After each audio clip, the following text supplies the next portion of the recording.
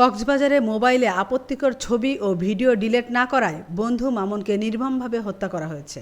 ১ লক্ষ টাকার বিনিময়ে সন্ত্রাসী ভাড়া করে হত্যার পর রেল লাইনের পাশে ফেলে রাখা হয় মামুনের মরদেহ। বিষয়টি জানতে পেরে ছায়া তদন্ত শুরু করে র‍্যাব ১৫। তদন্তে উঠে আসে হত্যার মূল পরিকল্পনাকারীর নাম। শহরতলী লিংক রোড এলাকায় অভিযান চালিয়ে এই হত্যার মাস্টারমাইন্ড নিহত মামুনের বন্ধু মোহাম্মদ শাহেদ হোসেনকে গ্রেপ্তার করে র‍্যাব। আজ সকালে প্রেস ব্রিফিংয়ে এসব তথ্য জানানো হয়। মূল পরিকল্পনাকারী অর্থাৎ মোহাম্মদ শাহেদ হোসেনকে আমরা গতকালকে আমাদের হেফাজতে নেই এবং পরবর্তীতে তার কাছ থেকে আমরা জানতে পারি যে সেই হচ্ছে উক্ত হত্যার মূল পরিকল্পনাকারী।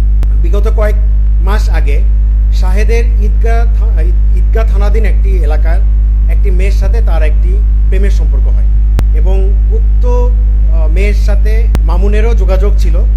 তবে মামুন এবং শাহেদ দুজনেই ওই মেয়েকে পছন্দ করত। মাসখানেক আগে তাদের উক্ত সম্পর্কটিতে কিছুটি ফাটল ধরে এবং যতটুকু শাহেদ আমাদেরকে জানিয়েছে যে তার সাথে অত্যন্ত অন্তরঙ্গ সম্পর্ক ছিল এবং শাহেদের কাছে শাহেদের ওই মেয়ের সাথে কাটানো বেশ কিছু ঘনিষ্ঠ এবং আপত্তিকর ছবি এবং ভিডিও তার সংরক্ষণে ছিল।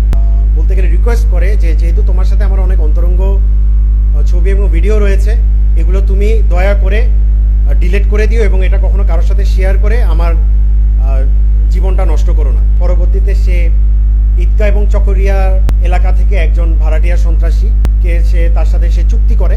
তদন্তের সাথে আমরা তার নামটি এখন বলবো না। তো সন্ত্রাসী মাধ্যমে উক্ত সন্ত্রাসীর সাথে সে ১ লক্ষ টাকা চুক্তিবদ্ধ হয়। তাকে ডাকাতি করার মাধ্যমে উক্ত মোবাইলটি সে ছিনিয়ে নিয়ে মামুনকে দিবে এবং পাশাপাশি মামুনকে হত্যা করবে। আমিনা ইসলাম, আজকের সংবাদ।